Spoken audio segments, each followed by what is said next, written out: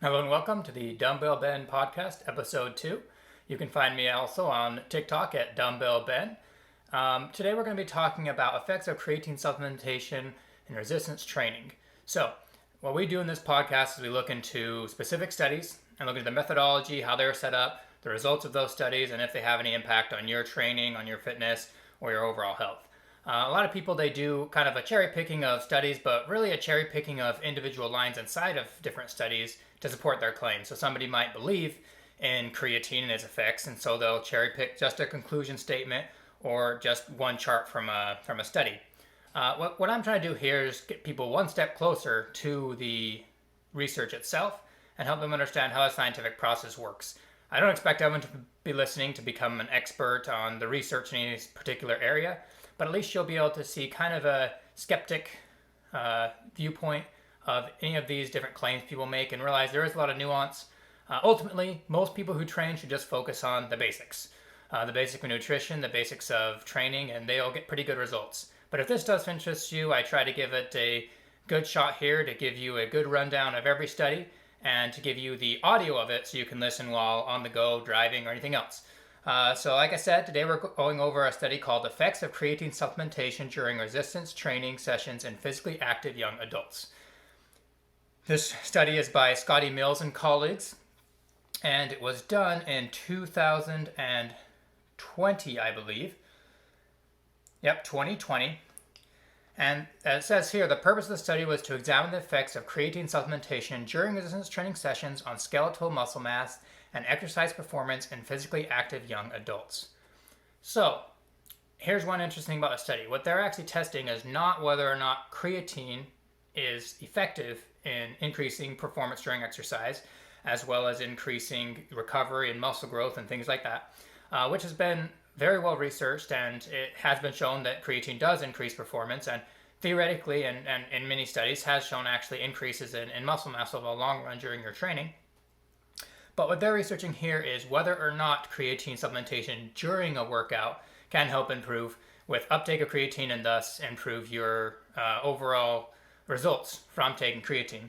I thought it was interesting because what they did here in this study, I'm going to start going over some of the setup of how they were trying to test this hypothesis, is they took 22 participants and randomized to supplement with either creatine or a placebo. So they had 9 of the participants do the placebo and 13 of the participants do the creatine supplementation. However, the interesting thing about the study is that they did not have a third group that took the creatine not during the exercise. So the creatine group took creatine in a dose every time they did a set. They would do a set, they would take a little bit of creatine, do a set, take another little bit of creatine. Now, they weren't mass dosing their creatine, as you may be assuming. They weren't taking 5 grams of creatine every single set. What they did is they used a model that had been proven in previous studies to decide the amount of creatine needed for the athlete over the course of their training. They took that amount and they put it into a bottle, and they then added the needed liquid so that when they took 50 milligrams swig after every single set, it would eventually reach the full amount that they needed. So it's essentially the same thing as if you were to take a pre-workout, but instead of drinking it all before your workout, you just kind of sipped on it during your workout, gave you a constant energy boost. So it's not anything where you're uploading super physiological levels. I will say, looking later on, I believe it was 8 milligrams per athlete was about the amount of creatine that they ingested. And so what they were looking at is if that would improve performance during the workout more than the placebo group, which of course wasn't taking any creatine at all. Again, this is a huge red flag because there was not a group taking creatine away from training. The classic literature on creatine shows that it doesn't matter too much when you take it during the day. You can take it in the morning, before your workout, post-workout. Usually there's a cumulative effect. So after a few weeks, you're going to be fully loaded on your creatine. So this study was looking specifically to see if taking it intra-workout during the workout would make a difference. In my opinion, they didn't really set up the study to show that because there is no group that took it outside of the workout. There was a group that took it during the workout and a group that didn't take it during the workout. So we'll go a little bit more into that a little bit later. But right here you can see they tested elbow flexor, knee extensors, ankle plantar flexors. They tested the power output, the vertical jump, medicine ball throw, They also tested repetitions to fatigue. So some studies do show that creatine can help with repetitions to fatigue. Other studies show that it helps with power. And it kind of depends on the sample size you're looking at, in my opinion, of whether or not you're able to detect these, as well as individual variants. We'll get into the results a little bit later. First, I want to go a little bit into the background of creatine for some of you that don't know. I believe most people online who watch videos and such kind of know what creatine is, and they know that it's not a steroid.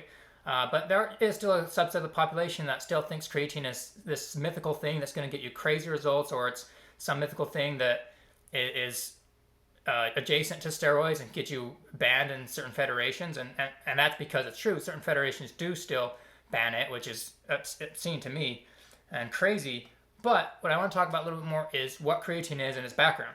So, as the study says itself, creatine is an organic compound naturally produced in the body from reactions involving amino acids, arginine, glycine, and methionine in the kidneys and the liver, or consumed in the diet primarily from red meat, poultry, and seafood. So, in the diet, we are naturally getting creatine already. Now, just because something's natural doesn't mean it's healthy, right? However, this is just to say we are getting it already. What we're debating here is a supplementation of it can be beneficial and safe. It's already been shown to be beneficial and safe in many, many other studies. One thing I want to point out right here is that it is not a steroid, right? If you look at this chart right here, steroids are actually built off the back of cholesterol, right? That's where the name comes from, cholesterol. It's the same backbone. It takes this sterol group, and our bodies manipulate the cholesterol in order to produce a steroid, which is a hormone. So steroids are produced in the body. They're a hormone. They cause mass effects on the body. So anything that's a steroid has to have a sterol group in it. So now look at this creatine. Molecularly, it is completely different. It does not have this sterol group in it that then builds off and becomes a steroid. So it is molecularly different than steroids. Creatine is not a steroid. Okay, now, does that mean it's healthy? No. Does that mean it's not banned in some situations? No. But I just want to say it's not a steroid. And to that question of is it healthy and proven to help, it is. There are many studies showing that it's healthy and proven to help. What we're going to go into here is how this study is wanting to test that effect, and if this study actually helps us to know anything more about how we should be taking creatine. So here we go in a little bit to how creatine affects the body and how it can affect our training. Probably the biggest effect that it has on the body is an influence in phosphate metabolism, which this study alludes to. So every muscular contraction uses ATP. There are some other minor fuels used, but for the most part, ATP is what's powering it. So what happens while you're working out is you use that ATP, and as you go further and further in the set, more and more of your ATP gets used up. So it gets harder and harder to perform each rep. There are other things that get your muscle tired, but that is one of the main ones. You're losing the actual energy needed to perform more contractions. So the ATP being used up actually breaks down into ADP, adenosine diphosphate versus adenosine triphosphate. What that means is that the ATP becomes ADP, it loses a phosphate group, and in order to be used again, it needs to add the phosphate group back onto it. A little bit of chemistry, there's more to it than what I'm saying, but hopefully you can understand the ATP, adenosine triphosphate, gets used up, ADP, the body can no longer use it for energy, but it can recycle it and add the phosphate group to make it ATP again. So what we got in creatine, and what is considered to be probably the main effect of creatine, is that phosphate group being quickly added back on to ATP. So what happens is you got a bunch of phosphates attached to the creatine that's also in the muscle and the ATP in the muscle, and they're all floating around here, and you start working out, the ATP starts getting used up and the levels of ATP start going down. But while that's being used up, you actually have a pool of ADP, the inactive form, for all intents and purposes, of adenosine triphosphate. And so that's sitting here, it's not active, you can't use it for energy. The creatine allows the donation of phosphates to the ADP, puts it back into ATP, allows you to use it again as an energy source. Now, during rest, this cycling happens anyway. The ADP, the inactive form, will be put back into ATP, the active form. So that's why, people say you need to rest at least 2 minutes between a set. It's because you need to get at least a decent amount of the ADP converted back to ATP. So you can perform another active set with all the adenosine triphosphate that you need. So what this can do is allow you to perform more work, more sets at a higher load and a higher rep count than you would without creatine. Now, this effect even happens during the set. Even while you're performing a single set, your ATP is being turned into ADP because it's being used, but there are other mechanisms in your body quickly trying to turn the ADP back into ATP. But that rate is way slower than the degradation of the ATP supply. So, again, creatine helps that recycling go quicker, even during the set. So even intra-set, even during the set, you can have a quicker cycling, and theoretically that would lead to increases in rep counts and potentially increases in power output. This has been shown in the studies. And so the effectiveness of creatine is pretty much indisputable. It's one of the most well-studied supplements on the market. It's been studied for decades. Seems to be very minimal adverse effects and a pretty big gain as far as taking it. Now, individual variance is huge. See how it works for you. Take it with consultations with your physician, and make sure that no weird side effects are happening. If they are, go talk to your physician. Obviously, all that's true, but for the average person, there's not going to be any negative side effects. Very, very well studied. So the people that they recruited for the study were all physically active, which I think in this situation is a good idea because that's who you're going to be using to take the creatine, is usually people who are physically active. It won't really make a difference if you're not physically active if you jump on creatine to work out. I mean, it might, but you don't need it. You're already going to get results. This is usually used with athletes and trying to get people to perform better who are already training and want to get that extra little dose. Almost like people would be with steroids, right? But of course, this is not one. And so what they're doing here is they're testing it on people who are previously active at least 3 times per week for 6 weeks. They were going to the gym prior to the study beginning. And then, of course, they excluded for other things. If you were on steroids, you couldn't be in this study. If you had ingested creatine monohydrate before the study, you couldn't be on the study, because the idea was to get people and see how creatine affected their training. If they're already on creatine, you can't really see that before and after change in the study results. So they excluded people that were on creatine. They also excluded people who are vegetarians, which I thought was actually very, very astute and a very good catch, because what a lot of people might do in this situation is not even think about that. But creatine, as said, comes from red meats mainly. And so what happens for people who are vegan or vegetarian, as I am, side note, people who are vegan or vegetarian actually have a larger response to creatine supplementation, because they're not void of creatine in their bodies, but their creatine levels are much lower than meat eaters. So this was actually a really good thing to do, is to exclude those, because they could have a way bigger effect size. If you happen to get 10 vegans in the study and you start supplementing creatine, the response to creatine will actually be much greater than the average population. So they excluded those because that's not what they're trying to test. It's already been tested in other studies.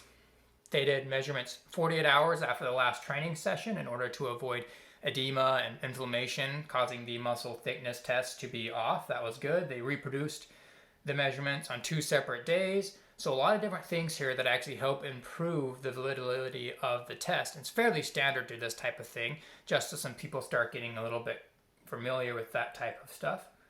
They also assessed power movements first, then strength, then endurance-based movements, which is probably the best way to go, because fast twitch fibers tire a lot quicker than slow twitch fibers. So it wouldn't make sense to do an endurance test first and then go to the power test. Rather, they tested power movements before the strength and then strength before the endurance. Makes the most sense. It's not ideal. It'd be greater. It'd probably be better to test them on different days of the week. But doing power, strength, and endurance in that order makes a lot of sense. One other confounder is that the placebo group, which is maltodextrin, and the experimental group, which is creatine, probably felt and tasted a little bit differently during consumption, and so it allowed quite a bit of people to be able to tell which one they were on. Other changes, if you had increase in water weight or something from the creatine, you might have been able to tell as well. And so what you never want to do is allow the people to know if they're on the experiment group or the control group, because it affects the results. They might try harder if they think they're in an experiment group. It's common in studies to try and make sure that it's blinded, where the participants don't know which group they're in, and in most situations it's better to be double blinded, meaning the researchers also don't know which group the participants are in. We'll talk about more about how to get that to happen in other studies. But in this study it says that in the control group, 10 participants correctly guessed they were consuming creatine and 3 did not know. That means the vast majority of participants knew they were on creatine, only 3 did not know.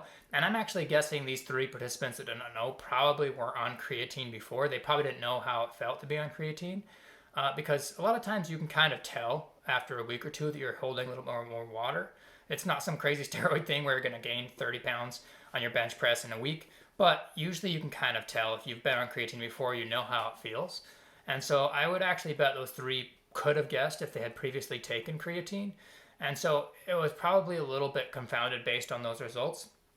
And then, of course, 5 of the 9 who were in the control group also guessed they were in the control group.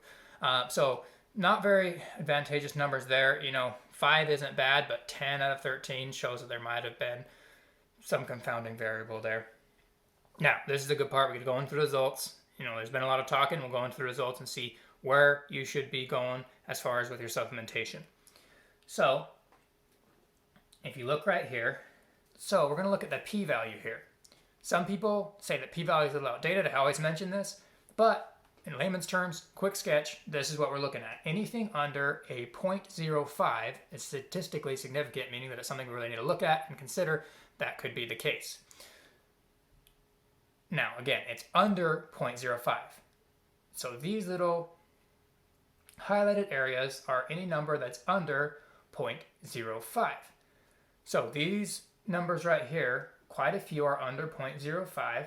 However, that is the time effect of the training, meaning that the end results were all greater than the beginning results. But that's for both groups. That's for the placebo group as well as the creatine group. Both groups had increases in muscle size in most of the muscles to a statistically significant amount. But if you look at the group p-value effect, none of them are statistically significant, meaning that there is no statistical difference between the creatine and the non-creatine groups as far as muscle growth goes. So let's go down a little bit more to look at the different power outputs. If you look here at this graph, this one actually shows it visually, which is nice. The leg press is statistically greater with the creatine group than it is with the placebo group. Both groups increased, but the creatine group increased significantly, whereas the other group did not. And in B as well, and this is the chest press, the creatine group increased significantly, whereas the placebo group did not. And of course, as it would make sense, if you look at total body strength, which is kind of a combination of the two, strength increased more in the creatine group than the placebo group. And this is very expected results. Usually creatine has more of an effect on strength than muscle growth. The theory, and has been shown in some studies, but the main theory behind that is if you then have stronger lifts, you're eventually going to grow more muscle in the long run. But the main effect of creatine, again, is on force output, and some studies show muscular endurance effects as well. Now, moving on to the endurance results, the leg press endurance increased substantially for the creatine group and not significantly for the placebo group. If you look at the chest press endurance, increased significantly for both groups. And then if you look at total body endurance, the increase was also significant for both groups. However, it was significantly more in the creatine group. So these results do also lean towards an increase based on creatine supplementation, again showing that muscle mass may not be as affected, at least in the short term, from creatine, but strength output numbers as well as endurance was affected. So very common results as you would see in any study. Going down here to the conclusion, it says creatine ingestion during resistance training sessions is a safe and effective strategy to increase muscular strength and endurance in physically active young adults. However, it is unknown whether intra-workout creatine supplementation is more beneficial than consuming creatine at other times of the day during a resistance training program. Future research should determine the effect of the timing of creatine supplementation on muscle mass and performance in a large cohort of physically active young adults. So the reason why I think this conclusion is pretty hilarious is because they literally state here It is unclear whether creatine supplementation during a workout is greater than doing creatine supplementation around a workout, which is the exact question that they came into the study with. They didn't test it. They just tested the effect of creatine. So it was very poorly designed to show their hypothesis or to test their hypothesis, and thus it was interesting to go through. It was good to learn a little bit about their methodology and to realize what needs to be done in the future, but ultimately it was kind of a waste of time for them. And so I think going through studies like this is important to realize that not every study actually proves what it set out to do, or even disproves what it set out to do. There's a lot of churning that goes on in the scientific realm. They're humans too. They make mistakes. If I made any mistakes while reading this research, please reach out and tell me. I have a lot of background in reading research, and I have a BS in exercise science, and which is a bunch of BS. But again, it's something where they didn't actually prove anything. And a lot of studies, people will look at them and they'll be like, oh, wow, this study showed positive results as far as this outcome goes. Maybe that showed positive results for creatine. And they'll think that proves their hypothesis, that their hypothesis was that creatine was better during exercise. But it just doesn't. And luckily, these researchers were smart enough to realize that it didn't prove what they thought it proved, right? And they put that in their conclusion, and there'll be someone that repeats the study and does it better, hopefully. But not everyone's like that, right? Some researchers will make bad conclusions, and that's why it's important to look at the research a little bit. I'll be going over a study later this week that actually shows exactly what I'm talking about, where a researcher didn't actually test, at least in my opinion. They didn't test what they were wanting to test, and then they just put it out there. And it's hard, because then people will just read the abstract and say, these researchers concluded this. That's the way it is. And then that's how we get bad practices being followed in the fitness community. So one quick side note before I wrap up is that they actually showed that the females did not have as big as a reaction to the creatine, and that I believe it was on the chest press right here, that their results did not change over time on creatine. Now, I've never looked into the studies on this, but they say that some research suggests that females have higher initial resting creatine levels than males. So that could actually influence whether or not females get a good result from taking creatine.